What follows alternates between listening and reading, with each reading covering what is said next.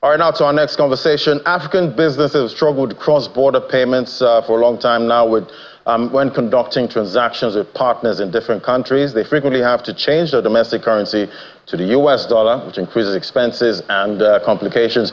The Pan-African Payment and Settlement System, PAPS, under the AfCFTA, seeks to address this challenge. PAPS is a vision to facilitate direct trading among African businesses using local currencies, removing the necessity for intermediary dollar conversion. Well, let's discuss this and other matters. Now, joining us for this conversation is Ola Oyetayo, who's the co-founder and CEO at Verto. Great to have you on the show. Good morning. Thanks for having me. So first, let me get your reaction to the CBN directive to banks to pay diaspora remittances in Naira and not the dollar. What do you think of this?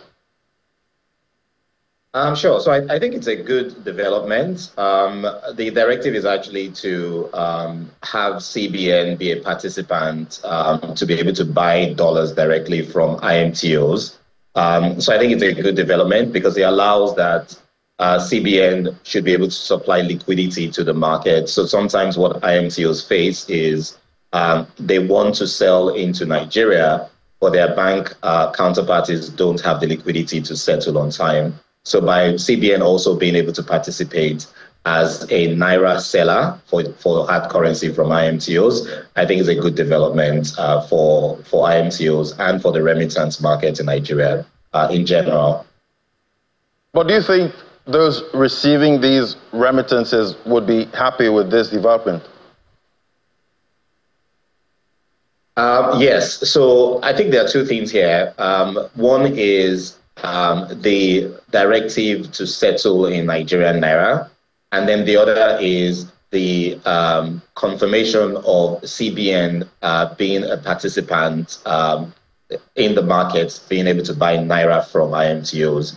And beneficiaries of remittance flows, from the research we have done, actually prefer to be paid in local currency, mostly because over time, the requirement for and the means in which remittance has been disbursed has become more digital. If you're a beneficiary of a remittance from someone abroad, you would actually prefer if that money gets into your Nigerian bank account in Nigerian Naira, so you can use it for whatever you want to use it for, whether it's to pay medical bills, settle domestic outstanding liabilities. If it's in hard currency, it works in a market where you actually need to go into a bank and get cash, or the money comes into your domiciliary account. You have to remember that if you receive it in hard currency, you would still have to convert into Nigerian Naira, because obviously Nigeria is not a dollar economy, as we all know. So removing that requirement to convert on behalf of the beneficiary from hard currency to Naira is a good thing. So I would say that it's actually not a bad thing to say that you should settle diaspora remittances in the local currency, which is Nigerian Naira. Right. I guess for me, anything that increases demand for Naira, I'm down with that. But let's look at trade now. Can you walk us through the specific features or functionalities that empower businesses to receive and transfer payments efficiently across Africa, and that's using local currencies? Yeah, absolutely. So one of the things that we do here at Verto, and I think you referenced PAPS earlier as well, one of the things we've done is we've built a platform that helps for interoperability between African currencies. It is so weird that Africa, 54 countries, about 47 different currencies across those countries. Typically, when businesses trade in Africa, they actually trade in US dollars. So if I'm a Nigerian business and I need to buy goods from South Africa, my South African supplier would most likely quote me in US dollars and issue me an invoice in US dollars. It's estimated that about 92% of intra-Africa trade is actually domiciled in US dollars. And if you think about that is actually weird. If you're in the UK and you want to make payments, you can convert between pounds and dollars to the US. But if you want to make a payment to Europe, you're not going to do it through dollars, you're going to do it through euros. So it's very weird that African businesses need to transact through the dollar. What we've done at Verto is to build a platform that actually help you convert a local African currency in markets that we operate in into another local African currency. So it helps facilitate trade directly between those countries, which also means that you do not need to transact through the US dollars to be able to make payments for goods and services abroad. And if we think about all the aims of PAPS as a settlement system and the Africa Free Trade Agreement as well, if you want to stimulate trade between African countries, the first thing you need to do is to lower the barriers to entry when it comes to currency conversion and allow those countries to be able to transact with each other in their local currencies. And that's what we aim to do primarily at Veto with respect to what we're doing with our Africa operations.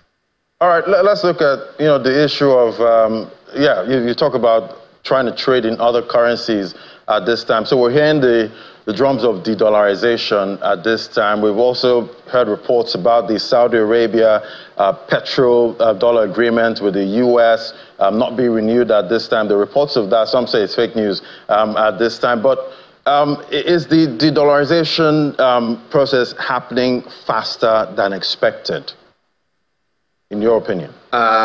Very, very good question. So it's not happening faster than expected. I think the dollar is still the world's reserve currency. Most goods and extractive, commodities are still priced in dollars. The minute we stop having, say, fossil fuels as the world's primary energy component, then you can say that maybe the de-dollarization might be expedited. But at the moment, the world would still price oil in US dollars, for example, as the benchmark, and other goods and commodities as well.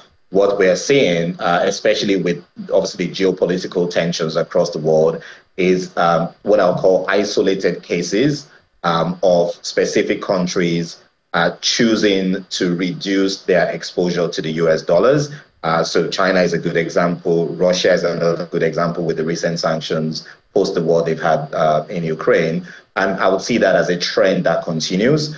But I would say that de-dollarization is not happening as fast as everyone thinks. But it definitely is a trend that is taking shape and is happening in specific spots across the world. All right, let's look at another issue that with multinationals. We've seen trap funds has long been a hurdle, for most of these multinationals operating in Africa, leading to some exits in some markets. How do you think this challenge can be permanently resolved? Yeah, sure. So maybe just to isolate that to Nigeria, because I think that in most of these instances, these are actually multinationals operating in Nigeria, and that some of them have been doing this for a few decades, choosing to kind of exit from the country. I would actually say that over the last 7 or 8 months, a lot of the reforms and policy work being done by the current central bank administration has actually started bearing fruits. So now we have, I would say, a unified exchange rate within the country. So give or take between what you might call the parallel market and the official market, which is now NAFEM, there might be a 10 to 20 Naira difference, but there is somewhat a unified exchange rate.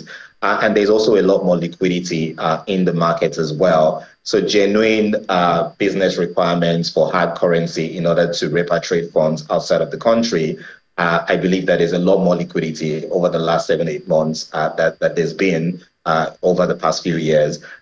So I would actually argue that right now, if you're a multinational with Nigerian Naira that you need to repatriate abroad, you actually have ample liquidity to be able to do that over a period of time. So you might not be able to, if you want to move $20 million, perhaps you can't do it in a day through NAFEM, but over a week you should be able to. So there definitely is a lot more liquidity in the market. And also what's more important is that the rate has somewhat unified. So you can actually maybe plan over a week or two. You would actually be able to get your money out, which is a very, very good development, which we didn't have in the past, because prior to this, there was an official rate, which was way off the kind of market rate. And then you sat on a queue with the central bank trying to get your money out at the official rate, which obviously wasn't sort of something that you could do. But now with the unified rates and the fact that there's the autonomous foreign exchange market, which is well functioning, and there's a lot more liquidity in that market, I would say that the instances of multinationals talking about trap funds should actually reduce. Obviously, if you've made your investment in the country in US dollars at 500 Naira to $1, and it's now 1,500 to $1, then obviously that's not great from a multinational. Right. Well, we need as much liquidity, definitely at this time. Thank you so much. Great having your perspective, Mr. Olaoye Itao. He's the co-founder and CEO at Virtual. Thank you so much for coming on the show today. Thanks for having me.